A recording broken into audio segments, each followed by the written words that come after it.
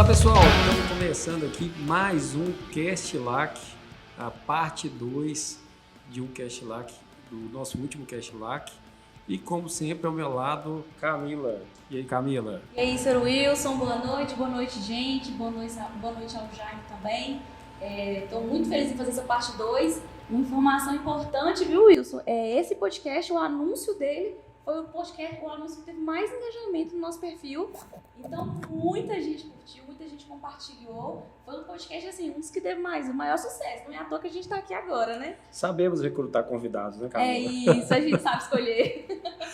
E aí, quem vai participar do podcast de hoje é o Jaime. Eu vou deixar ele se apresentar, que é uma pessoa de grande relevância no setor lácteo, no mundo lácteo, né?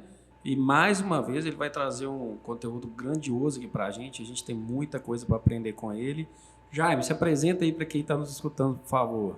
Boa noite, Wilson, boa noite, Camila, boa noite a todos, boa noite, bom dia, boa tarde, boa madrugada, aí, dependendo dos horários, né, que a turma assiste, tá?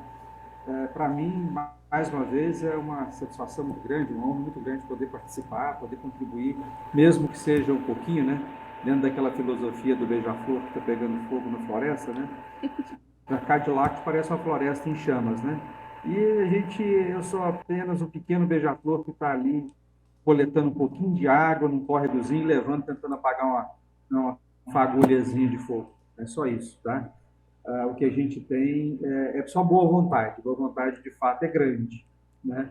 A vontade de fazer alguma coisa, de contribuir, é muito grande, mas sabe, a gente tem noção também da capacidade, da pequenez da gente enquanto ser humano, no sentido assim, de poder movimentar muitas coisas, né? Mas estamos aí à disposição e fico muito agradecido, Camila, por essa abertura sua aí, falando teve um engajamento grande, né, que foi legal. Eu também recebi assim, alguns comentários muito positivos, muito interessantes, sabe? Assim, uns até bastante profundos, inclusive, diria. Tá? Ô Jaime, fala pra gente um pouquinho da sua formação, onde você está trabalhando hoje, qual que é a sua situação atual aí. Isso. Vamos lá. Da outra vez eu fiz uma apresentação bem mais alongada, então assim, tem todos os detalhes lá, desde a infância até esse momento de hoje. A gente fez, né, percorreu por toda a minha vida aí, assim, de forma bastante resumida. Mas falando de setor lácteo, fez 30 anos que eu estou na atividade leiteira, de fato, né? Como técnico em agropecuária. Nós dois somos contemporâneos lá de Bambuí, da Escola Agrotécnica Federal de lá. Escola que a gente não pode perder a oportunidade de agradecer por ter nos acolhido lá e não ter nos ensinado um pedaço da vida, né, uma parte dela. Então, assim, é com muita gratidão que eu falo daquela escola, o carinho enorme que eu tenho por ela, respeito muito grande, né? De lá a gente comentou que são grandes profissionais. Então, a gente, saindo de lá, eu fui para Rondônia, Mato Grosso, ainda com atividade de pecuária de corte. Depois eu ingressei na atividade leiteira, aí estive na Nestlé, entrei no leite pela Nestlé como extensionista, supervisor de compra de leite, o SDL, né? Depois fui para a CCPR, na área de rações, nutrição animal. Depois fui para Piracanjuba e agora, recentemente, nos últimos 4 meses, estou no Doce Mineiro, aqui no Triângulo Mineiro, aqui na cidade de Canápolis, né? Estou aqui à frente da gerência de política leiteira, onde a gente é responsável pela área de captação, pela área de transporte, pela área de qualidade, o administrativo de política leiteira e algumas ações de fomento também que nós estamos iniciando. Tá? Eu tô achando que o Jaime é um pouco maior que esse beija-flor que ele falou, viu, Wilson? Não, é isso mesmo, tá? Então, assim, de forma bastante resumida, isso são 30 anos como gerente de política leiteira, os últimos 12 anos como gerente de política leiteira, né? Tive a oportunidade de abrir várias regiões, de iniciar vários trabalhos, de formar grandes equipes. Eu acho que esse é o grande mérito hoje do profissional, é saber lidar com gente, sabe? E graças a Deus eu fui muito feliz nesse propósito meu de lidar com pessoas. Então, na região de Iraí de Minas, a gente formou uma equipe fantástica, na região de Valadares, a gente formou outra equipe fantástica. Por último, trabalhei com uma equipe extraordinária aqui em Goiás, que não fui eu que formei, mas a gente trabalhou juntos ali. Então foi muito bom. E agora estamos iniciando um trabalho de novo, né? Começa tudo de novo, remata de novo, formar as pessoas, amadurecer, trazer os conceitos, né? Porque a gente, quando fala de política leiteira, todo mundo acha que é ir lá e comprar o leite, né? E não é simples assim, sabe? Aí eu comprei o produtor tal. Eu acho isso tão absurdo, esse tipo de afirmação, sabe? A gente não compra o produtor, né? A gente compra o volume de leite de determinado produtor. Então, quando a gente também não perde o produtor. O produtor, ele é autossuficiente, ele é dele, né? Então, ninguém compra e ninguém perde. Você compra volume de leite e perde o volume de leite. E existe um conceito muito errôneo na cabeça de 99,99% dos compradores. Eles acham que eles compram o produtor. Tem isso incrustado, sabe, encravado na cabeça. E não faz sentido isso, né? E esse é um conceito que a gente precisa trabalhar, entender que o produtor é um ser humano, né? Que é uma pessoa, que você não compra pessoas, você compra leite, né? Então começa por aí, sabe? Essa questão da formação das pessoas. Ô Jaime, a gente começou a conversar aqui no bastidores, né? E eu queria voltar essa pergunta para você falar um pouco sobre isso. No seu ponto de vista, qual o cenário atual do mundo lácteo? Vamos colocar assim. Eu queria tratar primeiro de um contexto industrial e depois de um contexto mais voltado para o campo. É interessante esse viés que você deu de falar de indústria e campo, sabe? Porque a gente vive uma realidade no país que aí as duas coisas se interagem assim, de forma muito forte, os interesses são bastante antagônicos, né? Se por um lado a gente tivemos as indústrias que cresceram com as plantas, com as capacidades industriais assim, muito nos últimos anos, por outro lado a produção leiteira no Brasil, desde 2012, ela não cresce. Ela vem estabilizada próximo de 34, 35 bilhões de 2012 a 2022. Nós estamos falando aí de 11 anos praticamente, próximo de uma estabilidade de produção, um pouquinho mais, um pouquinho menos. Nós já comentamos que estatísticas no Brasil, números é um pouco meio complicado isso, mas os dados oficiais que a gente tem é algo da ordem de 34 a 35 bilhões. E enquanto o leite não cresceu do ponto de vista de produção, as plantas industriais, né, as capacidades industriais cresceram. E isso fez gerar o quê? Plantas ociosas. Então, você diz que são coisas antagônicas. Se por um lado o leite não teve crescimento, por outro as plantas tiveram. Aí gerou planta ociosa em boa parte do país, com exceção de algumas regiões e com exceção de alguns momentos do ano. Você pega na época no sul agora, com safra em pleno vapor, então talvez lá tenha ajustado produção e capacidade industrial. Mas passou esse momento da safra, lá tem ociosidade. No passado, coisa de 10, 15 anos atrás, lá não tinha capacidade industrial. Tanto é que o pessoal de São Paulo comprava muito leite spot do sul, dos 3 estados do sul, principalmente Paraná e Santa Catarina. Aí as grandes empresas todas foram para o sul, né? Nos últimos 15, 20 anos a gente observa esse movimento de todos os grandes indo para o sul, investindo em grandes plantas do sul, e com isso as capacidades industriais do sul foram, assim, foram estabilizadas. A gente pode dizer que a gente tem hoje lá uma condição muito boa do ponto de vista fabril, com fábricas novas, modernas, e com boa capacidade, ou seja, lá a ociosidade lá é menor. Agora, nesse momento de safra, é quase zero a ociosidade, a gente trabalha muito próximo, né, das capacidades, mas quando entrar entre safra, aí vai ficar um pouco ocioso lá. Mas enquanto no sul a coisa está mais ou menos equilibrada, a gente tem um problema sério no sudeste e no centro-oeste, que a gente está trabalhando com plantas, às vezes, com 40%, com 50% de ociosidade. E isso é um impacto gigante, porque você tem lá colaborador na planta esperando o leite chegar, o leite não chega, né? Você construiu, investiu no imobilizado, investiu alguns milhares, alguns milhões, né, no imobilizado que não é utilizado. Isso é custo fixo alto.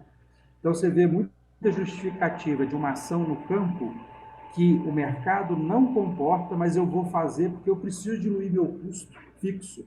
Então eu compro mais leite para diluir meu custo fixo.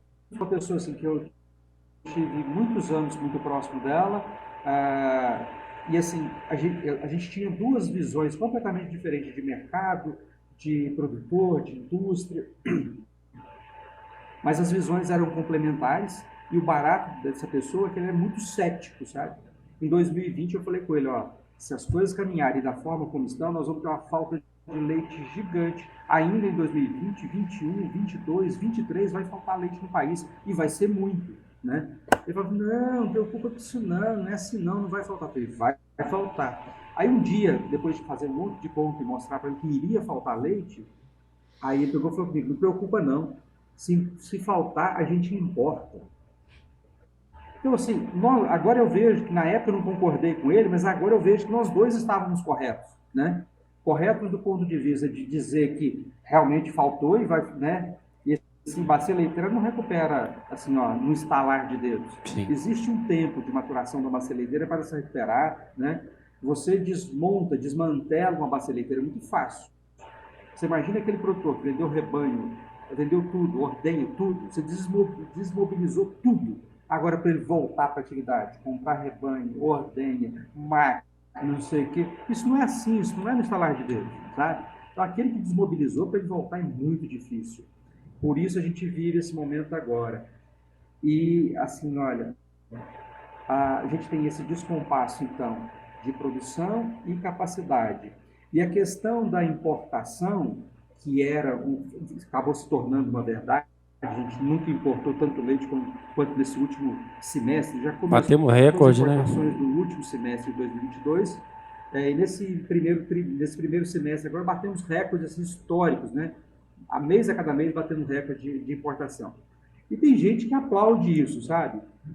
Eu vejo isso assim, com muita preocupação, porque aí tem gente que fala assim, nossa, ainda bem que o leite daqui do Brasil caiu, ainda bem que os produtores estão tirando menos leite, porque entrou esse tanto de leite importado. Eu até entendo essa afirmação, sabe? Eu entendo. Existe política de governo, por exemplo, que quer comida barata na mesa, né? O outro viés da conversa, né? Mas que quer comida barata, então importar um leite que o pó chega aqui a 2,10, se a gente for produzir, pagar o produtor do Brasil, aqui nós estamos pagando para ele posto plataforma, sei lá, 2,70. Então, assim, não existe uma disparidade gigantesca, né? Estou falando de 2,10, 2,20 do leite colocado aqui, vindo do Uruguai e da Argentina, que é 85%, 90% do leite veio do Uruguai e da Argentina mesmo. Uhum. Então a gente colocaria ele aqui a 2,10, 2,20. O nosso plataforma hoje aí, tem muita empresa que está fechando o custo de plataforma, fechou o juro 2,70. Então você tem aí 50 centavos de gap aí nessa história, tá? E as pessoas estão aplaudindo isso. Eu vejo isso com muita preocupação, porque eu penso assim, olha, a gente fez uma conta de padaria esses dias, é coisa de 30 milhões, 40 milhões, 50 milhões, dependendo do mês, né, que deixou de girar na economia brasileira porque veio esse leite importado, sabe? Então, assim, aquilo que ia pagar vaqueiro, que ia remunerar o produtor, que ia dar dinheiro para a esposa lá na loja comprar um vestido, que ia pagar o transportador para transportar esse leite, que ia pagar a oficina mecânica, que ia gerar impostos, essa riqueza toda que deveria ser gerada no nosso país, ela foi gerada, só que na Argentina e no Uruguai. Não foi gerada aqui. Sim. Todas essas benesses da economia, dessa mola da economia sendo impulsionada, ela foi impulsionada, mas foi lá, não foi aqui. Então, como é que isso é um ganho para o Brasil? Eu não consigo entender, sabe? Eu acho que existe uma miopia muito grande, principalmente assim, na parte de liderança, nossa, tanto da liderança, aí estou falando da cadeia como um todo, tá? Estou falando de indústria, estou falando de governo, estou falando de produtor, das entidades, de classe, sabe? Precisa se enxergar a coisa assim, de forma mais ampla. Ficar chorando o preço de leite do produtor que está baixando é justo, né? O produtor está no papel dele, tem que reclamar mesmo, mas a gente precisa ter assim, um olhar de tentar entender o que está acontecendo. Será que enquanto o vizinho estiver vendendo, colocando leite aqui dentro a 2,20, será que a indústria brasileira vai conseguir continuar pagando 2,70? Então, assim, é uma pergunta que precisa de uma resposta. E adianta um produtor responder, uma empresa responder? Não, isso não resolve. Um sozinho, a cadeia é gigante. gigantesca, nós já falamos disso aqui outro dia, ela é gigante, né? Então, assim, precisa ter uma coordenação da cadeia, precisa ter gente para poder, aqui que nós falamos aquele dia, assumir o protagonismo disso tudo, e falar assim, vem cá, vamos conversar, vamos mediar essa história, né? Nem tanto ao céu, nem tanto à terra. 2,20 que está lá no Uruguai, nós não podemos te pagar porque você morre no Brasil, tamanho é o custo do Brasil, né? Ainda mais agora com o aumento de impostos aí, beleza, não dá para fazer? Não dá para fazer, mas também 2,70 não dá, porque eu não consigo pagar, né? O consumidor não paga, não sou eu que pago, a indústria que não paga, é o consumidor que não paga, né? Então, assim, olha para você ver o quanto é complexo essa pergunta que você fez. Olha o impacto de uma coisa. Quando você mexe numa coisa, é um jogo, sabe, de dominó? Você derruba um, derruba todos, né? Você não consegue derrubar apenas um dominó. Você sai, vai deslocando todos eles. É uma cadeia, você vai mexendo em todo mundo, tá? Então, assim, precisa de coordenação, precisa de um olhar mais atencioso e tem que tirar as miopias, os folclores, os mitos da história, sabe? Conversa franca, que é o diálogo aberto, é o que precisa. E, assim, menos política e mais ação, sabe? É assim que eu vejo. O que eu vejo é se a gente tivesse, pelo menos, político que não atrapalhasse a gente, cara. Só de não atrapalhar. Vamos deixar o produtor trabalhar, vamos deixar a indústria trabalhar, vamos deixar o... Sabe, eu não vou falar eu não falo nada de questão de corrupção, não falo nada de viés do que está acontecendo. Só falar assim, não, gente, nós vamos fazer o que a gente faz aqui, porque a vida inteira o Brasil teve corrupção, mas pelo menos deixar os caras trabalhar, vamos deixar. Então, assim, hoje, igual você está citando essa questão aí de importação, desse tipo de coisa, é claro que essa conta aí de tudo que está acontecendo vai chegar para nós, vai chegar para o consumidor final também, que é quem está batendo palma aí, igual você está falando, que o custo está barato, vai chegar a conta dele. E o Brasil fica cada vez menor perante um mundo tão globalizado. Um país com uma estrutura que tem, com a produção que tem, com tudo que poderia ser feito, eu vejo cada vez menor o país perante tudo isso. Você vê, igual você está falando aí, leite em pó entrando do Uruguai e da Argentina, nesse volume batendo recorde. Muita gente batendo palma pro que está acontecendo. Onde que a gente vai parar? O produtor cada dia mais desestimulado. Indústria, a gente participa de grupos, você está em alguns grupos que eu estou também, eu já vi você comunicando algumas coisas lá.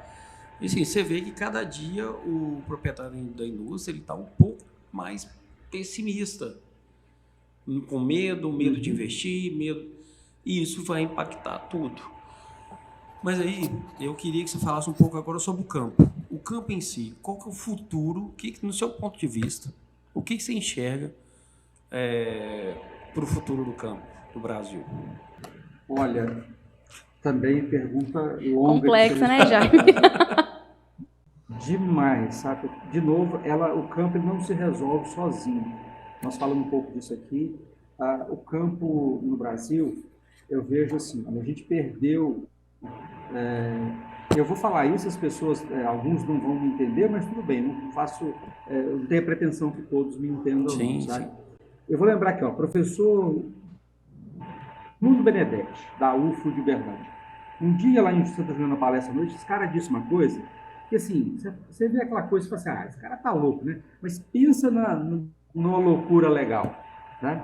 Ele falou assim, olha, a Nova Zelândia faz um barulho enorme aí com uns 15 bilhões de litros de leite ano, tá certo? Certo. Exporta, assim, da produção dela, 97%, 95% é exportado e tal, faz um oba-oba danado do mundo com esse leite aí. Vamos pensar de 12 bilhões de litros que eles exportam.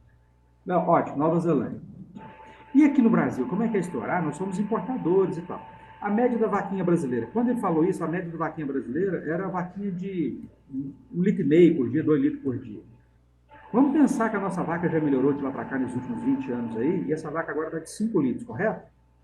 Vaquinha média brasileira hoje de 5 litros. Você sabe que os dados da Embrapa aí falam que é 2.400 litros na lactação dela, ou seja, não dá isso, né? Mas vamos lá, caprichar com a nossa vaquinha e botar uma vaquinha de 5 litros. Não, já não tem vaquinha de 5 litros, a vaca é de 3 litros, não melhorou não, continua. Vamos pegar a vaquinha de 3 litros, não tem problema não. Nós, com a nossa vaquinha média de 3 litros de leite, Tá? 3 litros de leite. Isso é outra vaca, não. Não é uma vaca boa demais, não. 3 litros. Se no Brasil, a gente pegar as vacas todas, média Brasil, e jogar essa vaca para 10 litros de leite, lembra dos 35 bilhões de litros de leite? Vezes 3, 105 bilhões. Ou seja, vamos arredondar para 100 de novo, para facilitar as contas. A gente tem um consumo interno que é próximo dos 35, 36 ali, que é o consumo nosso. Que todo ano importava um pouquinho, né? Não passa de 40, tendo poder aquisitivo, né? A coisa funcionando bem, a economia está girando belezinha, não passa de 40 bilhões por ano. Se a gente produzir 100 bilhões, nós vamos ter 60 bilhões para vender para o mundo. A Nova Zelândia faz um oba-oba com 12 bi, imagina a gente com 60. Continha de padaria, continha simples, né? Bom, aí vamos falar, isso é uma conta muito louca, né? Vamos passar, vamos largar isso de lado, vamos largar essa conta louca para lá. Vamos pensar em outra coisa. Há 30 anos atrás, começou a história do pastejo rotacionado e cana com ureia, né? Vidal Pedroso, né, que Deus o tenha, fantástico, né, um grande mestre. Moacir Corse, que até onde eu sei, continua conosco aí firme e forte. Rodolfo Rodrigues, da Embrapa. E a gente fazia um trabalho grande aí com cana, com ureia para seca e pastejo rotacionado para as vacas. E foi isso durante 20 anos, quase 30 anos. Se lá atrás, nesses 30 anos, lá em 90, no ano de 90, 90 e poucos ali, ao invés de a gente tivesse entrar nesse esquema, a gente tivesse entrado no esquema do compost, será como é que estaria a nossa pecuária leiteira hoje? Essa é uma pergunta assim, que eu tenho muita curiosidade para saber, sabe? A resposta dela. Porque eu vejo esses últimos 10 anos de produção leiteira no Brasil, que o compost entrou e trazendo uma mudança gigantesca de pensamento, de muita mudança no campo, no caso leite, né? Trazendo um monte de tecnologia junto com ele. Então, quando eu vejo isso acontecendo, eu fico pensando se isso tivesse acontecido há 30 anos atrás. E não vem com aquele discursinho, tadinho do produtor, que ele não daria conta, não. O do frango deu, o da ave deu, né? Ave, galinha e frango deu, a ave deu, o suíno deu conta, o cara da cana deu conta, o cara do tomate deu conta, da cenoura, da beterraba, todo mundo deu conta, todo mundo evoluiu. Do milho, da soja, do café, todo mundo evoluiu, foi embora, avançou, decolou junto com a tecnologia. E por que do leite não? Por que o leite é tão assim, tão inferior? Então, se a gente tivesse feito isso, eu estou falando isso, por quê? Porque naqueles 10 anos que eu comecei falando que a produção de leite não cai, sabe por que não caiu? Não existe dados de pesquisa sobre isso, mas assim, a gente no campo, a gente sabe. Só não caiu porque todo produtor pequeno, ou melhor, todo produtor ineficiente que deixou a atividade, esse cara eficiente, e aí eu estou botando aqui entre aspas o compost aqui, mas estou falando de regimes confinados, e aí a empresa rural, aquela conversa de empresa rural, esses caras entraram em substituição. Um compost é normal você estar lá com a vacada boa, contei aqui, vacada de 19 litros de leite lá do seu Edson Aguiar, lá em Valadares, 19 litros de leite, vai para o compost, passa para 33, 35. Por quê? Mudou o quê? Agora a vaca tem cama, ela tem comida, ela tem água, ela não tem carrapato, praticamente não tem carrapato, praticamente não tem problema de casco, praticamente não tem problema de mastite, e comida é a melhor que tem, água é a melhor que tem, tudo do bom e do melhor na boquinha dela ali, ó. Caminha boa para deitar, a vaca fica 8 horas comendo, 8 horas ruminando e 8 horas dormindo, né? E tem todas as condições para ela perfeita, temperatura de 24 graus. Aí, aquela vaca que estava dando 19 num semi-confinamento, né? Ela passou para 35. Por quê? Porque você deu condição para ela. Só isso. Imagina se a gente tirasse a vacada toda que foi para pastejo, que foi comer cana com ureia naquela ocasião, e falasse, vamos jogar isso tudo aqui para dentro de um compost e vamos fazer isso. Eu acho que a pecuária brasileira hoje estaria em outro patamar. Nós estaríamos competindo, assim, da mesma forma que o agricultor brasileiro compete com qualquer agricultor do mundo. O agricultor eficiente brasileiro, ele é mais competitivo do que qualquer agricultor do mundo. Você pode pegar o melhor americano, perde para o melhor brasileiro.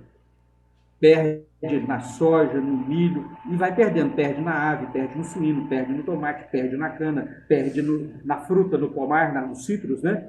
E vai perdendo.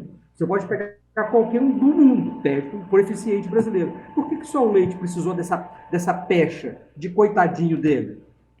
sabe? Como é que é coitadinho um camarada que você pega aí, ó, qualquer fazenda brasileira, essa fazendinha de leite brasileira, é 5 alqueires de terra. Pega as contas de 5 alqueires de terra, o gado que está lá em cima, máquinas, implemento, o camarada tem 2 milhões, 3 milhões de capital investido ali. Aí eu pergunto para os senhores aí, será que uma pessoa que tem 2 milhões, 3 milhões, assim, ó, de capital ali na mão dele, como se fosse uma poupança, que você vender a pura, ele é um coitadinho? Ah, vamos, né? Vamos pensar nisso, sabe? Então, assim, as coisas precisam de fato, mas é aquilo que eu estou te falando para vocês. Dizer isso choca, dizer isso causa um certo desconforto, mas as pessoas precisam, nós não temos tempo mais de ficar alisando cabeça de homem, não. Nós temos que ter conversas sérias, conversas francas, honestas. Meu amigo, aqui dá para fazer muito mais. Aqui dá para fazer muito mais. Né? Eu fiz uma conta para o pessoal esses dias, uma vaca num rebanho de 1 milhão de CCS, tá? Nesse rebanho, que está com 1 milhão de CCS, essa vaca com 1 milhão de CCS, essa vaca média lá com 1 milhão de CCS, ela fecha a lacração dela, por exemplo, com 5.200. E se ela não tivesse com 1 milhão de CCS, tivesse com 200 mil CCS, essa mesma vaca, ela fecharia a lactação dela com 6.200 litros de leite. Isso é dado, não é dado meu, não, isso é dado de literatura, tá? Então, nós estamos dizendo que estamos perdendo 1.000 litros por vaca por lactação. Se o camarada tem um rebanho médio de 30 vacas, são 30 mil litros que ele perde por ano. 30 mil litros, desculpa, numa conta de R$2 o litro, são 60 mil reais, divide isso por 12, 5 mil reais o cara está jogando fora só por causa de uma mastite, né? Só por causa dessa CCS alta. E aí a gente fala assim, ó, nós fizemos a conta só do leite que a vaca deixou de produzir porque ela está com uma inflamação, ela está com um problema, né? Certo? Imagina a quantidade de dinheiro que ele gastou com medicamento, a quantidade de leite que descartou. Se essa vaca perde um peito, o valor comercial dela sai de vaca comercial, né, de valor de mercado, para balança. Se contaminar um tanque, se contaminar um caminhão, o prejuízo que é pagar um tanque de leite, que é pagar um caminhão de leite. Então, assim, não faz sentido um produtor ter CCS tão alta. Não faz sentido. E por que isso acontece? Sabe? Então, aquilo que eu disse para vocês. Então, assim, ó, precisa de muita atitude. Para as coisas mudarem no campo, precisa de atitude, precisa do produtor querer a mudança, ele abraçar a mudança. E quem é que vai trazer essa mudança para ele? Eu não consigo enxergar senão um caminho via indústria. O caminho passa pela indústria. Eu não consigo enxergar outra coisa. Pensando, fazendo aquela analogia que nós conversamos outro dia a respeito da cadeia da ave, da cadeia do suíno, e aí você pode ir para a cana, pode ir para o tomate, para qual cadeia você quiser. A indústria tem sempre o papel dela. Nenhum usineiro chega em qualquer lugar e fala, vamos montar uma usina aqui. Não, primeiro ele acerta a questão do plantio da cana. Quem é que vai plantar cana com ele? Ele pode abrir uma usina onde ninguém vai plantar cana? Onde não tem condição de plantar cana? Já abriu, já nasceu quebrado, né? Sabe? Eu não sei se eu consegui responder. Respondeu. E, assim, diante disso, vem várias coisas na minha cabeça aqui. Sim. O que eu vejo, eu estou alucinando aqui com tudo que você falou. Eu vejo na pecuária leiteira hoje um pessoal muito antigo, com a cabeça muito fechada. O mundo tem evoluído muito, o mundo é conectado, tem evoluído muito. Rapidíssimo. As faculdades, eu estou falando nível Brasil, faculdade não consegue formar profissional a tempo da evolução do mercado. Para mim, o que eu vou falar aqui agora pode ser um negócio que vai chocar muita gente. Assim.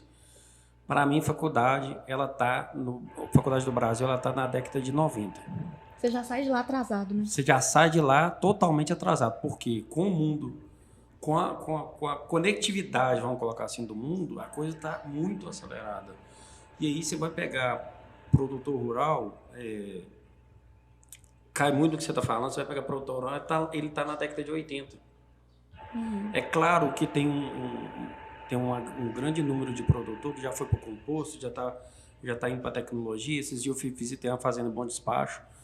a gente tem um gargalo muito grande hoje.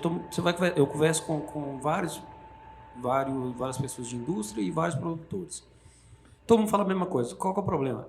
É gente, pessoas, recurso humano. Eu fui na fazenda esses dias em Bom Despacho. Produtor no composto está tirando 5 mil litros de leite por dia com 2 funcionários. Totalmente 100% mecanizado. Genética selecionada do gado. Eu falei, essas vacas aqui, eu produzi as vacas. O volume de leite expressivo, igual você está falando aí, uma vaquinha hoje no Brasil, 3 litros de leite. O cara está tirando 35 de cada vaca, média lá. Então, assim, é um negócio muito à frente. E o que eu tô... O que é que você comenta do que eu vou falar aqui? Qual que é a minha linha de pensamento hoje do cenário do produtor? O pequeno produtor, ele não vai sobreviver no mercado, porque ele não tem competitividade. Ele não consegue competir hoje. Porque ele está atrasado em termos de tecnologia, igual você está colocando aí agora, né? E hoje, como ele não se preparou no decorrer do tempo, hoje fica muito caro fazer esse preparo de uma hora para outra. A mesma coisa está acontecendo com a indústria. A mesma coisa está acontecendo para mim, para a gente aqui na Consular, que é muito claro, a indústria... Eu falo isso o tempo todo. Ninguém me questiona isso. Eu te falo, ninguém nunca parou e falou sobre isso. Do seu ponto de vista, por que uma indústria quebra? Para mim, isso é muito claro. Tecnologia, pessoas e processos. As 3 coisas, entendeu? Que faz quebrar uma indústria. E eu me deparo com vários donos de laticínio que estão lá nos anos 2000 e a indústria está cada dia mais acelerada. A gente está fazendo um projeto com uma indústria aqui. A gente faz projeto para vários tipos de indústria. A gente está fazendo um projeto agora para uma indústria no norte de Minas, que vai trabalhar com 300 mil litros de leite. Na linha de produção, na área de fabricação ali, tá na sala de produção, 300 mil litros de leite, ela vai ter 4 funcionários. Eu estou falando ali da parte do processo, fora embalagem, fora as outras áreas, mas ali na sala de produção onde faz o queijo, 4 funcionários. Aí, do lado dessa indústria, tem mais umas 6 indústrias pequenas. Você acha que eles vão ter competitividade? É impossível, né? Não tem como ter competitividade. Porque o cara, mas é uma pessoa que está totalmente antenada. E eu vejo isso muito claro entre as indústrias. Tanto o produtor brasileiro quanto o industrial brasileiro, ele ainda está vivendo em termos de tecnologia na década de 90. E quem está em cima de tecnologia, buscando manejo, buscando estrutura, buscando crédito, buscando formas de crescer, está sobressaindo. Né? E diante disso, Jaime,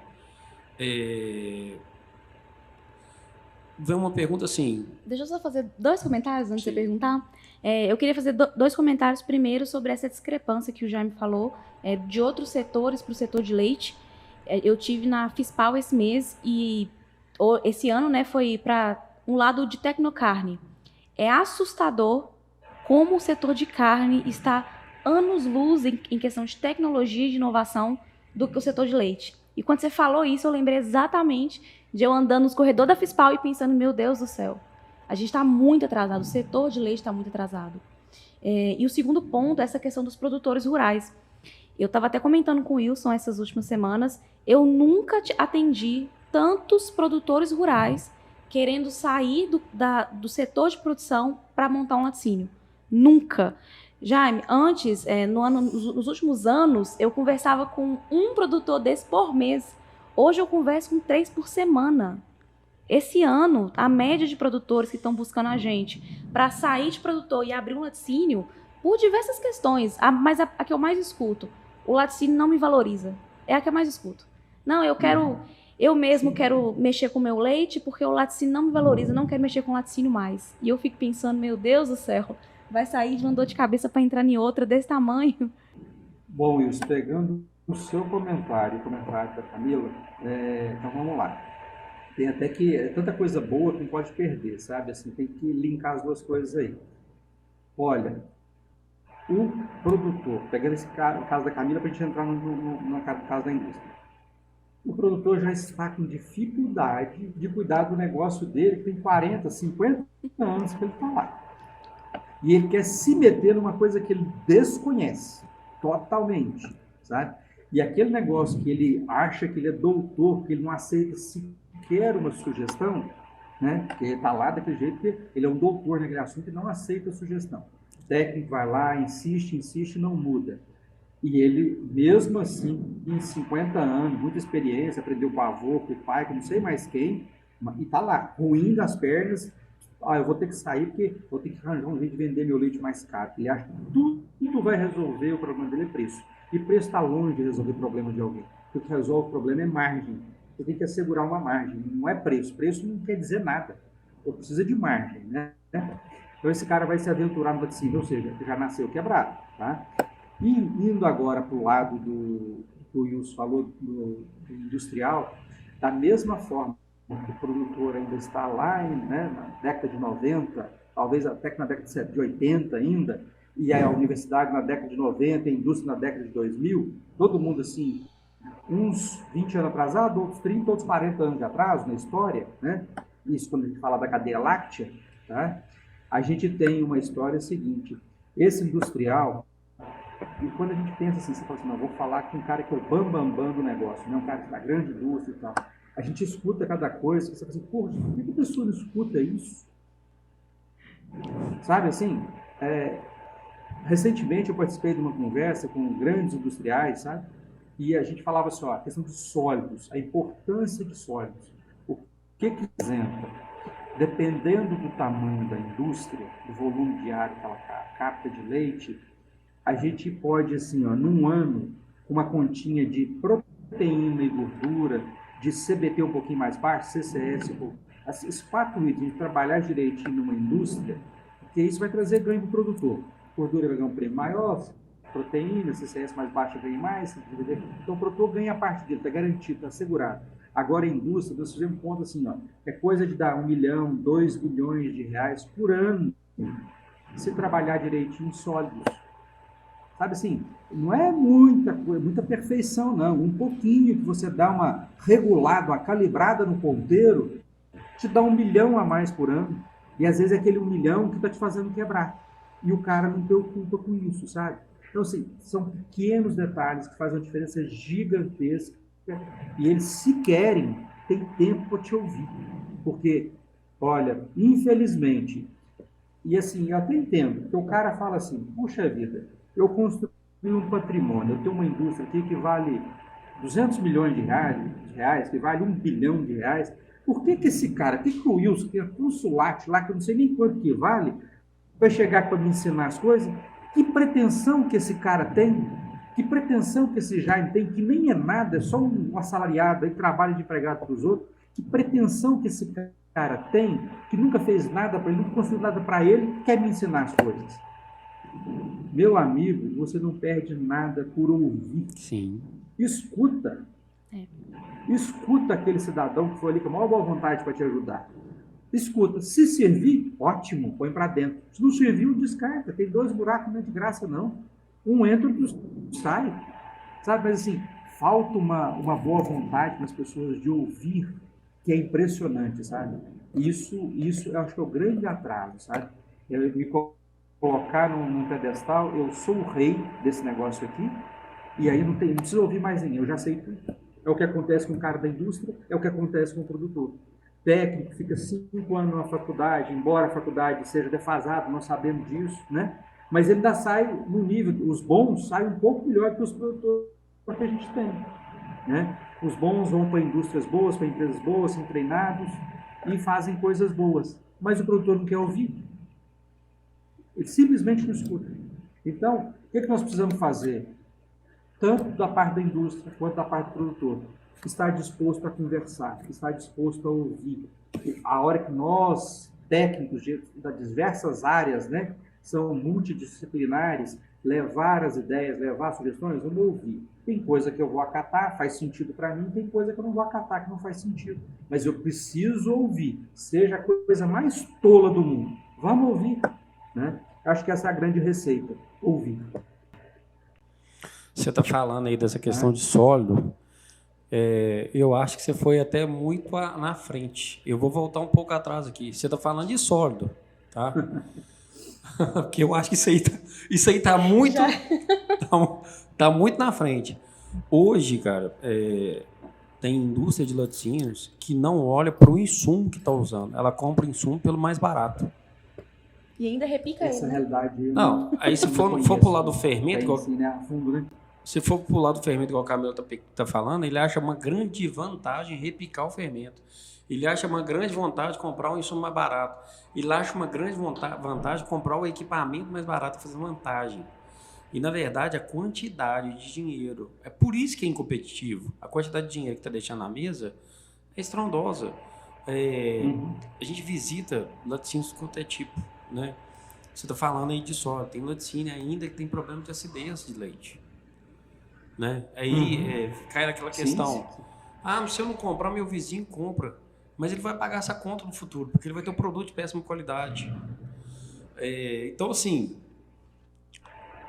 eu acho que enquanto o pessoal da indústria, eu estou falando como indústria, que eu tenho muito contato com a indústria, produtor, meu caso é pouco, mas eu estou falando para quem está escutando aqui, pessoal, indústria, se você não tiver atentado para o seu processo, o custo do seu processo, as pessoas que estão à frente.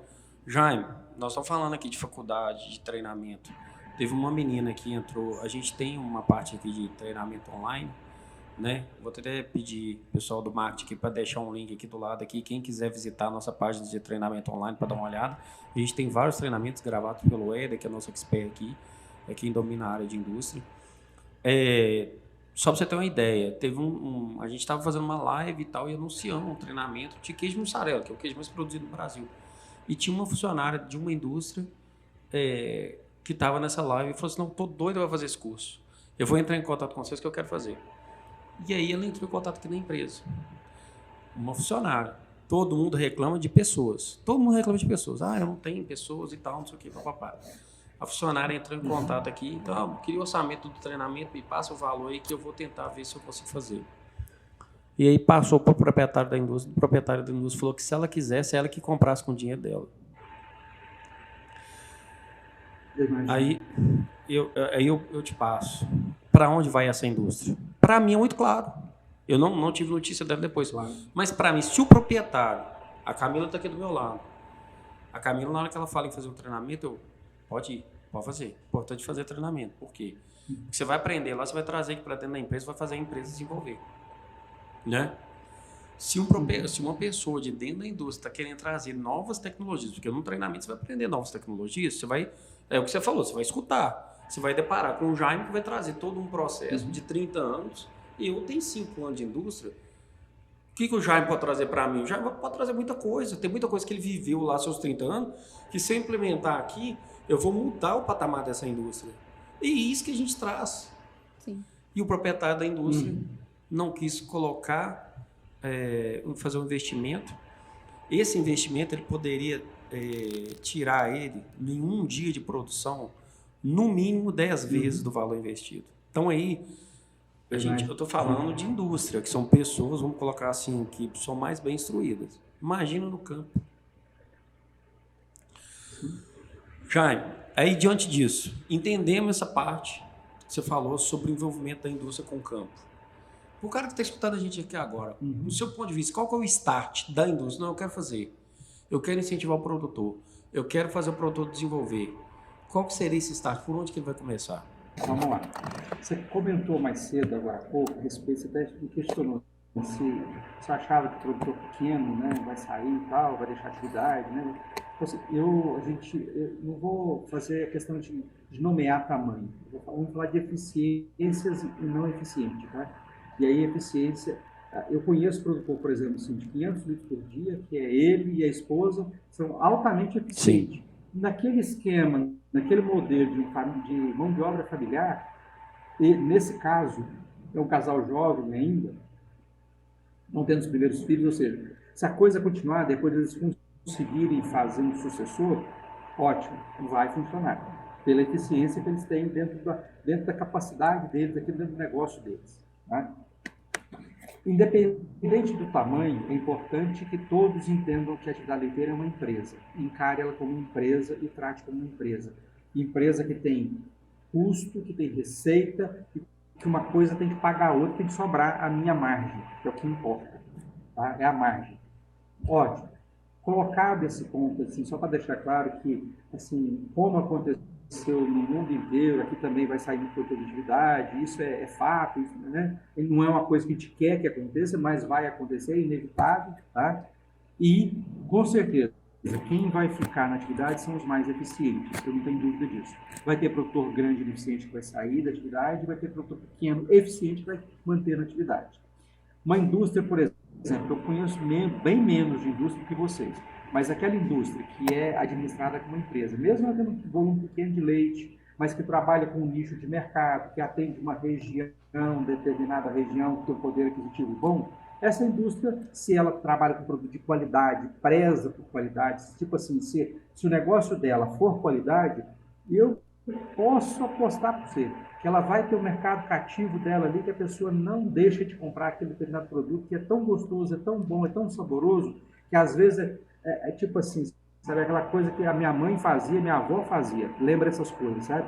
Então a indústria que conseguir pegar esses nichos de mercado, independente do tamanho, ela vai permanecer nesse nicho de mercado, né? Você vê o caso do queijo canastra, por exemplo, né? É um nicho de mercado. Aquelas pessoas que estão lá produzindo excelentes queijos canastras, acabou, sabe? Assim, ninguém tira aquilo deles. Ninguém toma aquele consumidor. Aquilo lá não é preço. Aquilo lá a pessoa está consumindo o sabor, né? Ela não come para matar a fome, para necessidade. Ela come pelo prazer de saborear. Aí é uma outra história, né? Então, assim, o produtor de leite que focar em algo desse nível de pensamento, sabe? Eu vou atender determinados mercados, vai ter, não vai faltar. Se ele for eficiente, não vai faltar, não. Agora, indo para esse ponto, a gente está falando que a gente tem que ir para a escala, para o volume, para a massa, para poder atingir, para ser um negócio, tipo assim, pecuária brasileira e tal. Nesse nível aí, ó, tem algumas premissas que, pelas conversas que eu tenho com os amigos, graças a Deus, ao longo da vida, eu fiz bons amigos. Não são muitos, mas os poucos que eu tenho são muito bons. E tem umas pessoas que eu considero demais, que são, assim, sabe, gêmeos, assim, que eu procuro conversar às vezes uma vez por mês, uma vez a cada 15 dias, no máximo a cada 60, para beber um pouquinho da fonte, sabe?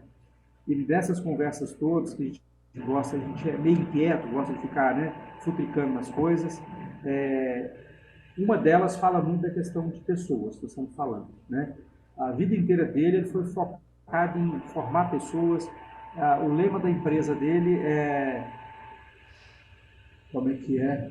É transformar as pessoas para que elas transformem os seus negócios. Você pensa assim, ó, isso partiu da cabeça de um veterinário, é muito louco isso, né? Que parece coisa de filósofo, né? A missão da empresa é transformar as pessoas para que elas transformem seus negócios. Algo muito próximo disso, não é literalmente isso, não, mas o sentido é esse, né? Então, assim, focar em pessoas há muitos anos, trabalha sempre no melhoramento, desenvolvimento de pessoas e fazendo a pessoa entender o negócio, sabe? Então, isso, primeiro, para essas coisas todas caminhar, se alguém não voltar a atenção para as pessoas, e nós estamos falando da pessoa, o proprietário, o dono, nós estamos falando da pessoa, o gerente, nós estamos falando da pessoa, o vaqueiro, nós estamos falando da pessoa, o técnico, aquele cara que vai dar assistência para esses caras todos, sabe? Então, tudo isso. Outra coisa, enquanto a pecuária leiteira é muito tradicionalista, o pecuarista de leite ele tem uma aversão a banco, ele detesta banco, ele detesta financiamento, ele foge desse tipo de coisa.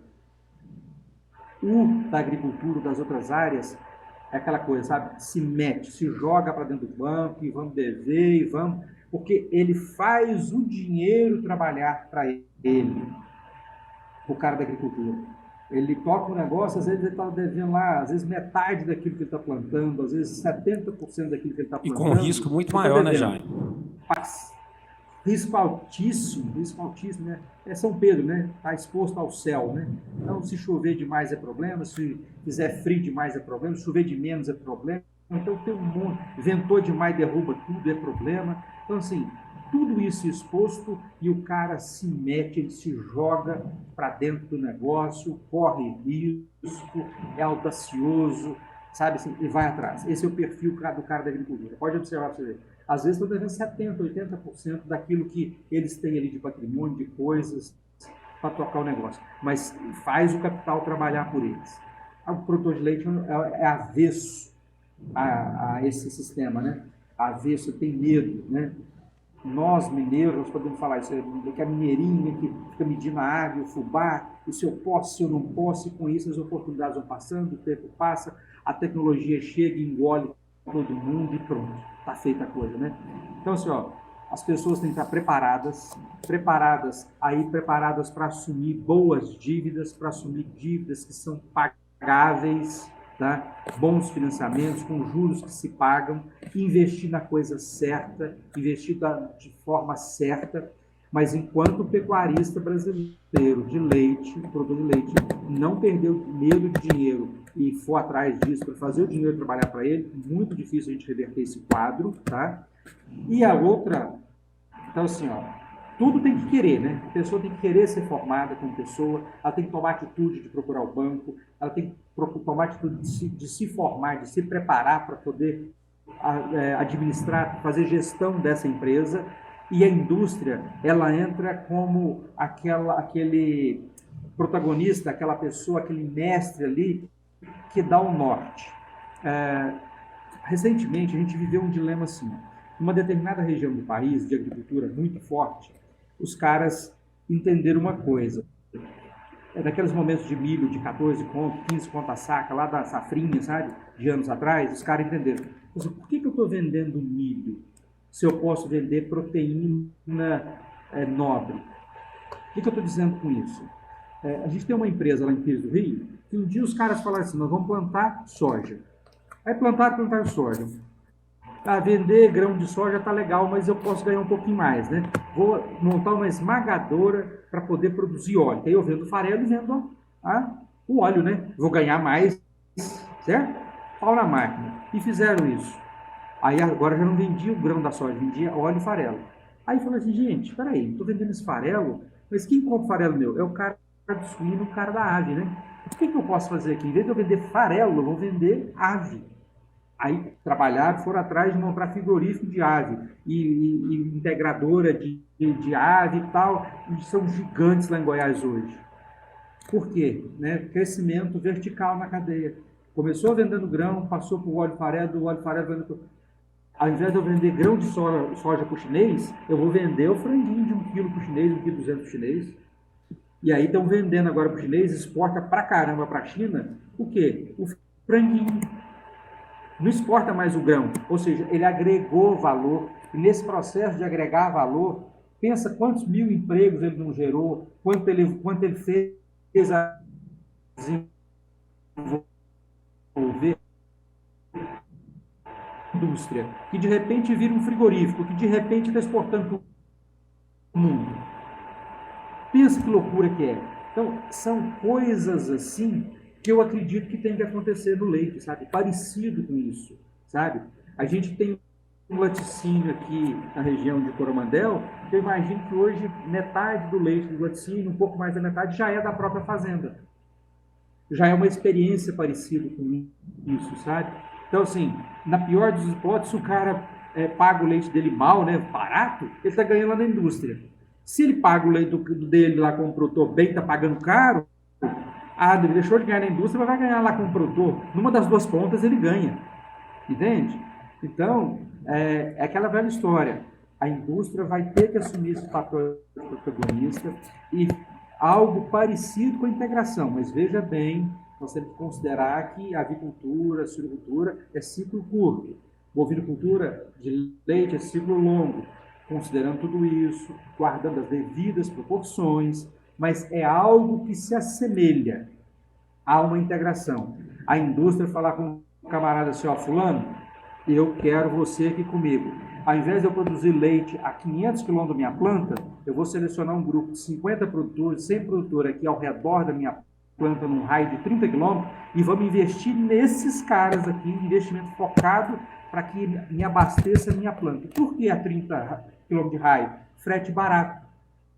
Aquilo que eu ia gastar de frete para poder buscar um leite a 500 km, eu posso repassar em termos de preço para o produtor. O que eu economizo no preço do transporte, eu coloco para ele em preço de leite. É uma coisa que pode ser feita. sabe? É só uma questão assim, de coordenação da cadeia, de maturidade da cadeia. A gente estava falando dessa cadeia que é muito antiga em termos de memória, né? Em termos de linhas de raciocínio, de pensamento, de conhecimento, que estão umas décadas atrás. Então, essas pessoas precisam renovar a sua inteligência, atualizar o hardware, o software que está aqui dentro, atualiza isso tudo e fala assim, moçada, vamos montar um negócio diferente? Como essa galera do Mato Grosso queria, sabe? Eles queriam montar lá um laticínio de 200 mil litros de leite, eram 20 fazendas, cada uma produzindo 20 mil litros de leite, 400 mil litros de leite, né? E iriam iniciar com 10 mil litros cada uma, 200 mil litros de leite por dia, 20 fazendas. 20 vezes 10 é 200 mesmo, não é isso? É isso.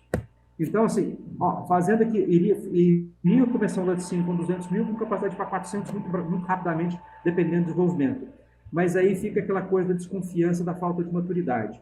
O cara da vaca, a pessoa não posso produzir o leite se não tiver o laticínio. E o cara do laticínio diz assim, como é que eu vou montar um laticínio lá, a 1.000 quilômetros daqui, depois esses caras não tiram esse leite? O que eu faço com essa empresa lá? Entende? Isso que eu estou falando, é uma ação que precisa ser coordenada, precisa ser bem pensada, com maturidade, e nós temos que evoluir primeiro enquanto ser humano, como pessoa, evoluir a nossa cabeça, evoluir a nossa inteligência, evoluir o conhecimento, no sentido de acompanhar o que está acontecendo em todas as outras áreas. Sim. Acho que com isso a gente fecha. Sim. Ô Jaime, isso tudo que você falou, todos esses exemplos que você deu, eu acho que bate muito em algo que a gente sempre está falando com todo mundo que a gente conversa, que é sair da bolha, né? Tanto o produtor quanto o dono do laticínio, parece que a sensação que eu tenho quando eu converso com alguns deles é que eles vivem numa bolha e que quem sai dessa bolha, quem está fazendo coisa a mais, é o vilão da história. Que é quem está prejudicando, porque eu não estou indo bem, porque fulano está me prejudicando, porque fulano está fazendo isso, atrapalhou. Então eu acho que eles vivem tanto dentro de uma bolha e convivem tanto com o mesmo nível de pessoas, que tem a mesma expectativa que eles, que para eles é algo impossível. Romper essa barreira, sabe? Tanto dos dois lados, tanto no campo quanto na indústria. Eu acho que isso é um problema grande que os dois lados têm, e de só ver aquilo dali, sabe? O Wilson fala muito que você é sempre a média das 5 pessoas. Então, se um produtor que tá ali fazendo a mesma forma, o mesmo esquema que ele fazia 10, 20 anos atrás, nem tanto tempo, né? 5 anos atrás, e ele continua andando com outros produtores que só fazem aquilo dali, e que acha bobagem, que acha besteira, e que acha que não precisa treinar, dos dois lados, tá? Tanto produtor quanto fábrica. Não precisa. Sim. Meu queijeiro tem 30 anos de experiência, não precisa treinar mais nada. E anda só com gente que pensa assim. Então esse cara não consegue romper a bolha, porque ele é a média daquilo dali. E qualquer um que vem de fora, eu acho que é isso que cria essa resistência que você falou, quando chega alguém de fora, querendo ajudar, querendo inovar, e o cara tem uma barreira muito alta, uma defesa muito alta contra isso. A gente estava falando, acho que chegou até a comentar isso na última vez aí, aquilo que nos trouxe até hoje, né, aquele conhecimento, aquela experiência que nos trouxe e trouxe toda essa eficiência e me tornou milionário, né, o industrial aí ficou milionário, o fazendeiro ficou milionário lá, ótimo, excelente, trouxe, mas será que vai levar para frente? Talvez não leve, e a gente tem observando que não vai levar. Precisamos mudar de novo, nos reinventar novamente, o mundo mudou e muda muito rapidamente, né? A experiência te trouxe até aqui, né? Ela não vai te levar no próximo patamar. Agora. Isso aí você tem que buscar algo. Não vai te garantir te levar. Quando a pessoa fala comigo, eu tenho 30 anos de experiência no mercado, eu já sei o que tem que fazer. Eu falo, cara, faixa branca, você não sabe o que tem que fazer. Porque o mercado, o que te trouxe até aqui é o que você sabe. Mas é o que você não sabe que vai te levar no próximo patamar. E o mercado está evoluindo, está multiplicando, está diversificando cada vez mais. O pessoal não está atento às oportunidades que tem de mercado. Pessoal, a gente participou de um evento, eu já citei isso várias vezes, onde foi apontado a diversidade de oportunidades que tem dentro da cadeia láctea. Por exemplo, se você for olhar, vamos colocar, tudo vem dos Estados Unidos para cá, vamos colocar assim, como que é tratado o mercado lácteo hoje nos Estados Unidos? É tudo à base de proteína. Até os queijos tradicionais lá são diferentes, né? São vendidos diferentes. É uma loucura. Eu tava comentando, esses dias a gente fez uma live com um grupo fechado que a gente tem aqui, que é um grupo que chama Quimosina, onde geralmente são os proprietários de laticínio que participam desse grupo. E gente de todo o país, né? O que é muito legal. E aí tem gente do país inteiro nesse grupo, e a gente fez uma live fechada com esse grupo e tal, e eu comentando sobre o que eu vi. Nos Estados Unidos, por exemplo, já se vende snack de queijo para uma criança levar para a escola, que ela vai desembalar o queijo e comer. E de queijo mussarela, né? Que para nós é uma commodity. Mussarela. E aí você vai olhar para um lado, cara, a primeira barreira que o cara vai falar é o seguinte: não, no Brasil isso não se consome. Eu falei, não, no Brasil não criou essa narrativa, porque o mercado é feito de narrativas. O governo atual que a gente está, goste ou não, é uma narrativa. O que você consome é um tipo de narrativa. A crucificação do agronegócio é uma narrativa. Entende? Essa discrepância de tudo que está acontecendo, tudo narrativa. O que eu sempre falo, se o setor lácteo começar a construir a sua narrativa, ele vai prosperar muito mais. Ele vai conseguir inovar muito mais, ele vai conseguir agregar valor. Eu falei de queijo mussarela lá, a gente viu uma palestra que eu achei sensacional, onde queijo mussarela no Brasil, ela tem que fatiar e derreter. Nos Estados Unidos, você tem mussarela com X de gordura, mussarela com Y de gordura, mussarela com X de umidade, mussarela com Y de umidade. Por quê? Cada mussarela, eu estou falando de uma commodity no Brasil, cada mussarela, ela tem a sua definição de venda, vamos colocar assim, para que vai ser usado. Ela é aplicada para tal coisa, essa aqui é aplicada para tal coisa. A fabricação dela é muito intencional. Muito assim. A gordura do leite dos Estados Unidos, por exemplo, eles separam, sei lá, 10, 15, 20 tipos diferentes de gordura. Extrai tal coisa, extrai tal coisa. Tem mercado para cada fração da gordura, tem mercado para cada fração da proteína, sabe? E a gente ainda está aqui, nem sabe o que é proteína do leite ainda, né? E a gente está aqui brigando por causa de preço de leite, né, Jaime? Na verdade, a gente está aqui brigando por causa de preço de leite e o mundo acontecendo, as mudanças acontecendo, as atualizações acontecendo, e a gente continua brigando por preço de leite. É uma loucura. Ô Jaime, aproveitando o gancho da Camila aqui falando de preço de leite, eu vi você comentando num grupo esses dias sobre justamente a forma de pagar corretamente o leite. E eu achei sensacional. Ah, sim. Eu queria que você comentasse sobre isso e falasse o passo a passo dessa fórmula de pagar leite, se for possível. É possível, sim, é bem tranquilo, tá? Porque, só para a gente contextualizar, a história lá era a briga, né? Porque o pessoal começou a pagar CPEA mais tantos por cento, CPEA mais tantos por cento, e aí você acabou retroalimentando o sistema. Eu pego hoje CPEA mais 20, se era R$2 mais 20, foi para R$2,40. Aí no próximo mês é R$2,40 com mais 20 e vai, né? Ou seja, é uma ascendente, você nunca muda essa história. E assim, faz todo sentido essa história do jeito como ela estava sendo tratada lá. E eu expliquei para o pessoal, e aí alguém falou assim, não, porque aqui na minha região, empresa X fez isso. E como eu fui o cara que fez aquilo lá, e a gente fez aquilo muito bem pensado, foi discutido muito assim, muito internamente, eu dei a minha sugestão, o pessoal acatou, aquela sugestão, ela é minha, sabe assim, não quero jogar sardinha, né, brasa na sardinha aqui, mas foi uma coisa que a gente pensou lá, né? Eu tinha uma equipe lá, nós trabalhamos juntos, conversamos muito aquilo, amadurecemos aquilo lá juntos, tá? Lá em Valadares. E a ideia é o seguinte, a maioria das indústrias já tem algum valor que está na mão do produtor, que é o preço base, que são os 4 itens de qualidade, proteína, gordura, CDP e CCS, né? Algumas têm até sólido, mas aí é raro o negócio, né? Vamos ficar com o mais básico. Preço base, os 4 itens de qualidade, o adicional de logística, né? Dependendo da distância que a fazenda está da indústria, ele recebe tantos centavos ali. O adicional de volume, também já está lá bem qualificado isso.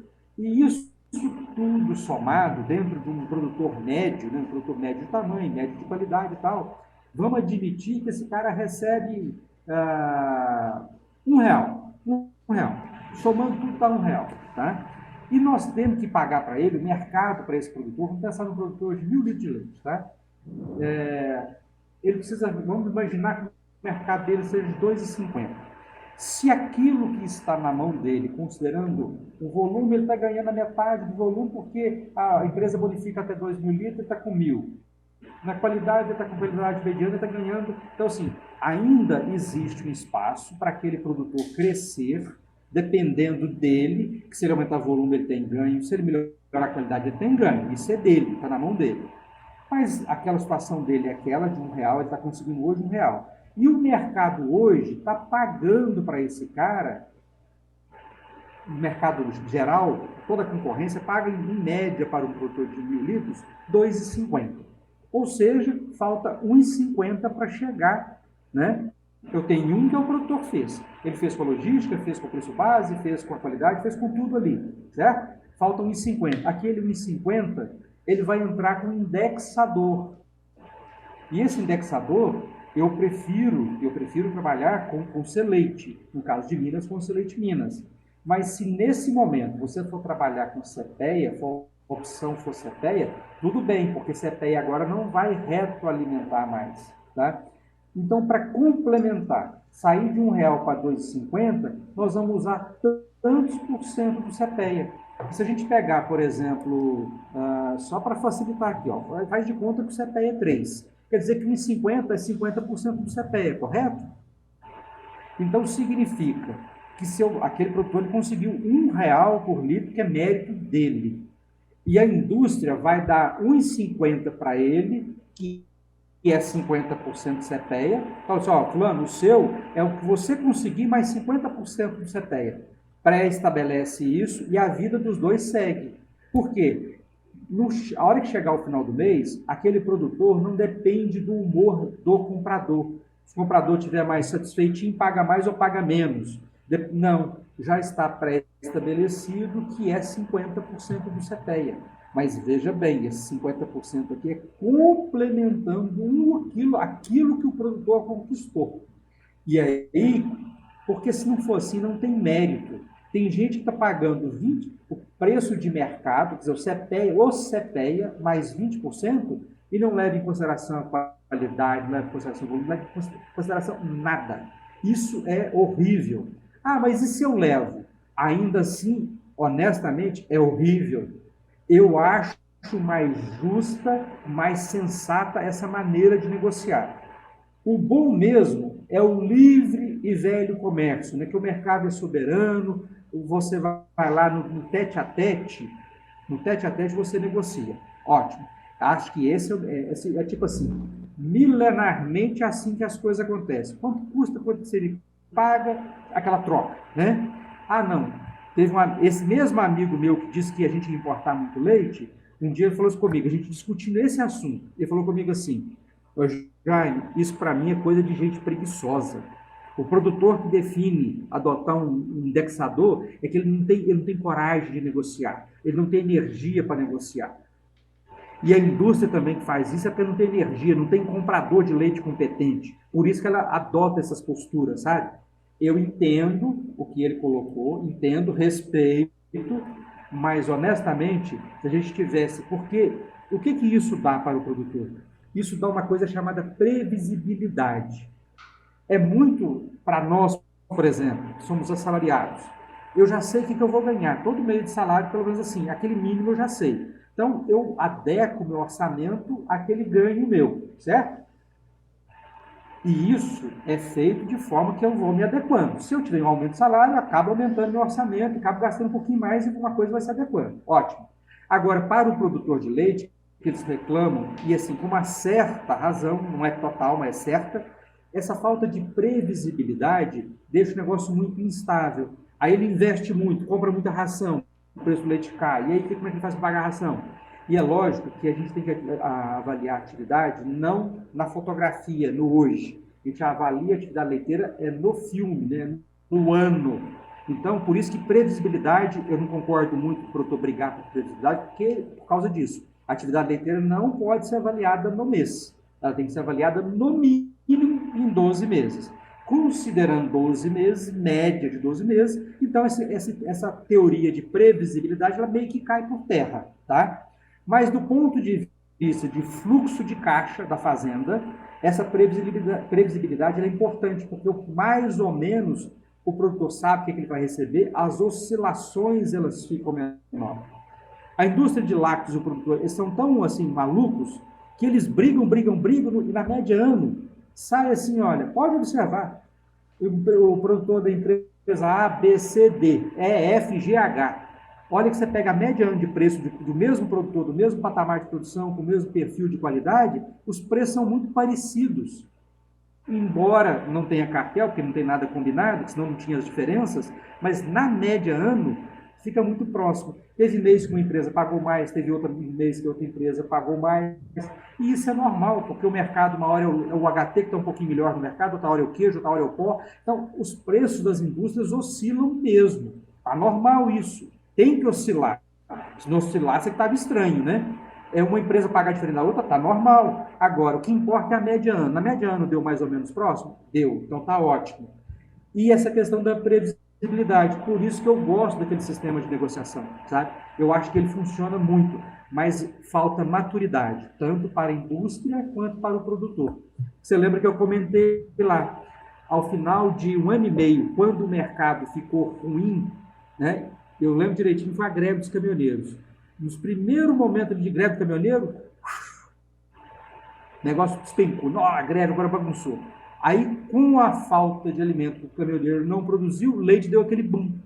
Então, o CPEA, naquela época, não acompanhou aquele boom, porque o CPEA tem um delay, né, na época de 60 dias, aí o produtor não teve paciência. Então, assim, quando ele estava ganhando, estava bom para ele, beleza, eu estou dentro do contrato. A hora que ficou ruim para ele, o que ele fez? Literalmente rasgou o contrato. E no caso, era um contrato assinado, porque o cara rasgou mesmo, de fato, não é historinha da carochinha, não. O cara de fato rasgou. A mesma coisa aconteceu com o Spot agora. Falta de maturidade. A mesma coisa que você está falando está acontecendo com o Spot. E o pessoal não aprende, né? Porque isso acontece todo ano. Toda vez é assim. Se você for olhar, tem muito produtor que ele quer receber, há pouco tempo atrás aí, que o Spot estava batendo na casa aí dos seus R$4, ele queria receber Spot. Isso. Aí quando o Spot agora, baixa, né? Ninguém... Spot, né? Aí Agora que o Spot está lá embaixo, ele não quer receber mais o Spot. Só quem já viu ligação de negociação de preço de leite sabe o que é isso, viu, gente? Quem nunca viveu a negociação Agora, de leite. Você falou um negócio que é muito... eu penso assim, eu falo isso frequentemente aqui, e isso faz quebrar muito a indústria. E, pelo que eu entendi, serve para o produtor de rede de leite, a mesma coisa para a indústria. Quem tem que trabalhar hoje é na média ano. Você ganhou um mês que você teve um pico muito alto de faturamento, de lucro, de margem, não quer dizer que aquele valor ele é 100% seu. Quer dizer que num futuro próximo você vai precisar, que a gente brinca até uma gordura de caixa, para sustentar o seu negócio. Então, assim, isso, Jaime, que você comentou, me veio na hora esse link que eu falo demais com a indústria. Então, o cara pega lá uma época do ano, onde eu sempre falo de mussarela, que é a commodity, todo mundo fabrica, então eu pego como base isso. Mussarela dispara de preço, começa a dar uma margem muito, muito alta de lucratividade. E aí ele fica entusiasmado, já começa a fazer uma série de coisas que ele não deveria estar fazendo, porque começa a ter uma gordura de caixa. Automaticamente chega numa época dessa que a gente está agora, onde o preço do leite está muito próximo do custo do produto, onde ele tem que bancar um pouco a produtividade, que é onde ele tinha que ter trabalhado na média ano, que aquele dinheiro que ele pegou lá era a hora dele suprir a cadeia dele agora, ele não fez, aí ele não tem recurso, ele começa, esse negócio não dá para mexer, eu estou querendo sair fora dessa atividade, isso não dá. Assim não dá dinheiro. O negócio não dá dinheiro, só que ele só vê, eu brinco que é igual funcionário de indústria. Funcionário da indústria, ele só vê a época da safra, que ele tem que trabalhar um pouco mais do horário. Ele não vê da época da entre-safra, onde ele trabalha menos um pouco. E a mesma coisa acontece. Mais folgado, né? Será que o pessoal anotou essa aí? Quem não mesmo. anotou essas dicas aí de como cobrar leite, como negociar leite, tá atrasado, viu? Eu espero que tenha ficado mais ou menos claro aí para vocês que ouviram, tomara que tenha entendido, né? Tá? Não. A conta do preço. Não, e assim que esse podcast for ao ar também, pessoal, você que tá assistindo agora, ficou com qualquer dúvida, manda um comentário pra gente, que a gente passa pro Jaime, perguntando ele, pedindo ele pra explicar de novo, que nós não deixamos ninguém na dúvida. Isso. Eu respondo perguntas que aparecer também, a gente responde, é só postar e a gente corre atrás. Sabe uma coisa que eu tô pensando aqui, Wilson, que vai ser bem legal se a gente chamasse o Jaime para dar uma live lá com a gente dentro do Quimosina? Aí, Jaime. Fica aí já o convite. O Quimosina, igual eu falei, é um grupo fechado que a gente tem. Vou pedir o pessoal do marketing aqui, a Isabela, para deixar um linkzinho aqui do lado aqui para quem quiser participar desse grupo. Um grupo só.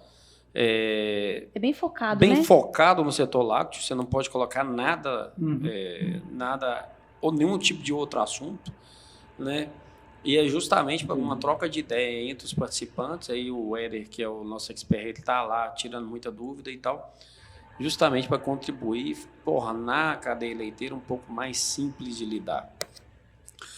Eu acho que por mim foi isso, Camila. Eu também. Jaime, nós vamos combinar esse dia dessa live lá dentro do Quimosina, que eu tenho certeza que vai agregar muito, vai clarear muito a mente do pessoal lá, quanto a essa questão de política leiteira, que eu, por mais que já avançou muito, eu ainda acho que tem um caminho pela frente, né? Pra gente ensinar ainda, pra conversar com o pessoal tanto do campo quanto da indústria. Ô Jaime, e pra gente finalizar aqui, eu queria te pedir que você colocasse vamos colocar assim, um ponto final do podcast aqui agora. Eu queria que você falasse, imagine que todos os produtores de leite do Brasil e todos os donos de indústria estão assistindo a gente aqui agora. Qual mensagem você deixaria tanto para a indústria quanto para o produtor rural? Olha, a minha mensagem é de otimismo, sabe? Muito otimismo. Eu acredito demais na atividade leiteira. Ela tem muito aonde crescer. O bom de a gente estar no patamar que nós estamos, aquela história do cara que foi vender sapato na China. Vou pegar a China aqui, mas pode ser qualquer outro país, né? Ele sai, o cara da loja da fábrica de sapatos lá de Franca, né, em São Paulo, fala assim, aqui no Brasil a gente já saturou a venda de sapato, nós temos que vender sapato em outro lugar no mundo. Lá na China tem 1,5 bilhão, 1,8 bilhão de habitantes, vai para lá, na Índia, né? Vai para um desses países aí vender sapato. Aí mandou 2 vendedores. Dos 2 vendedores, um volta e fala assim, patrão, nós estamos lascados. Lá na China a gente não vende sapato. Lá todo mundo usa tênis, sem chance para o nosso sapato. O outro voltou eufórico, né? Nossa, patrão, mas nós vamos arrebentar de vender sapato, né, lá na China. Por quê? Porque lá só tem tênis. Na hora que o cara entender o que é um sapato, vai ser bom demais, né? E assim a pecuária leiteira nossa, sabe? Ela está muito no tênis e nós temos sapato para vender, sabe? Então tem tanta coisa para ser feita, tanta coisa para ser melhorada, e tem tanta coisa assim, ó. Eu te diria que em 70%, 80% das propriedades brasileiras, o que está faltando não é sintonia fina, não, detalhe, não. São coisas grosseiras. É fazer controle leiteiro, é apartar lote de vaca, tem tanta coisa, sabe? Às vezes é um pastejo rotacionado mesmo, às vezes é pegar um dinheirinho, vaca velha, bezerro, não sei o quê, fazer um barracãozinho para 10 vacas. Pega as 10 melhores vacas suas e coloca dentro do barracão. Um barracãozinho pequeno, faz as coisas em módulo, faz um módulo de 10, outro módulo depois faz para 20, e vai fazendo módulos. O que nós precisamos é fazer, sabe? E nós temos que fazer muito. E para fazer muito, nós temos que ouvir demais. Então, assim, ó, sejamos todos nós um pouquinho mais humildes, sabe? Um pouquinho mais humildes e ouça o seu semelhante, que com certeza ele tem algo para contribuir. Com certeza tem. Então essa é a minha mensagem final, sabe? De muito otimismo. Acho que a gente tem muita coisa para conquistar. Muito mesmo. Tem muito que crescer. Tá? Sensacional. Jaime, queria te agradecer demais aqui por ter contribuído tanto aqui nesse podcast, né? São 2 podcasts que a gente fez com você e, assim, eu acho que quem escutar esse podcast na íntegra, ele vai absorver muita coisa. Eu acho que também concordo com você que tem muita coisa para ser feita. Eu acho que o produtor rural ele tem que ser produtor de verdade e o industrial ele tem que ser industrial de verdade. Eu brinco aqui na Consulac, eu sempre brinco isso aqui com os meninos, mas é um fato. Aqui nós somos sangue no olho e eu acho que precisa ser um pouco disso. Tem que ter sangue no olho. Eu cheguei aqui hoje, a empresa, graças a Deus, aqui eu estou citando um exemplo da minha empresa, porque é o que a gente vive, é o que a gente faz. A empresa está voando, está indo bem, graças a Deus, assim, tudo indo muito bem. Eu chamei a Camila aqui hoje, dentro da sala, falei, Camila, nós temos que reinventar tudo que a gente está fazendo. Mas como assim? Está tudo indo bem? É por isso mesmo. Nós não podemos parar, não podemos acomodar. Nós temos que reinventar, nós temos que ir muito mais além. Então, nós temos que crescer 1% todo dia e não ficar estacionado, como eu falei no início desse podcast, na década de 90. Preocupado com o que o governo está fazendo, com o que o governo vai incentivar, com isso, com aquilo. Não, cara, foca. Pessoal, você, dono de indústria, você produtor rural, se você focar dentro do seu negócio e entrar para dentro do seu negócio como um fiscal, não vou falar, você não entrar como fiscal. Não, o que precisa ser melhorado aqui? Eu tenho certeza que você vai melhorar vários pontos da sua indústria e esses pontos vão trazer dinheiro para dentro do seu negócio. Mas só se você olhar desse jeito. Se você ficar reclamando todo dia que o governo Y ou o governo X fez aquilo e deixou de fazer, que o deputado, que o funcionário... Reclamação não leva ninguém a lugar nenhum. O que leva você a um próximo patamar é a ação, é agir. E é isso que eu quero comentar aqui, deixar para todo mundo. Falta muito do produtor e do industrial agir de forma incisiva para que seu negócio prospere. É o famoso não adianta ter potencial se não tem potência, né? Exatamente. E aí, pegando o gancho, você tendo ação e potência na medida certa, ninguém segura o negócio nenhum. É isso aí. Pessoal, a gente falou aqui do QR Code, ele tá aí na tela. Para ler o QR Code é só apontar a câmera do seu telefone para ele, que você vai ser direcionado para as nossas páginas. Para quem não assistiu o primeiro episódio desse podcast, o vídeo tá aqui também. Todos os links também estão disponíveis na descrição desse vídeo. Então, se você ainda não assistiu, vai lá e bebe dessa água, que realmente o conteúdo tá sensacional. Ô Jaime, e quando eu for no Triângulo Mineiro, eu faço questão de te visitar para a gente tomar um café junto. Vai ser um prazer recebê-lo. E se você vier para esse lado de cá, nós estamos em Sete Lagoas, se você vier para os lados de cá, faço questão da gente passar um tempo junto aí, que foi muito bom participar desse podcast com você aí. Prazer foi meu, sabe? Muito prazeroso a gente ter essa oportunidade de fazer esse bate-papo, sabe? Trocar um pouco de experiência, compartilhar um pouco de coisas da vida, né? Muito bom. É isso Show aí. de bola. Obrigado, pessoal. Camila, obrigado, Wilson. Obrigado, pessoal. Valeu. Pessoal, então esse foi mais um Cast LAC. Comenta aí o que você achou desse episódio. Deixe seu comentário, sua pergunta, tire suas dúvidas. Muito obrigado, Camila. Valeu. Valeu, gente. E manda esse vídeo pro seu produtor lá de leite. É isso aí. Tchau, tchau, Jai. Muito obrigado. Valeu. Valeu. Até mais. Valeu, até mais. Tchau, tchau. Boa noite para vocês. Obrigado. Valeu, Jaime. Bom demais.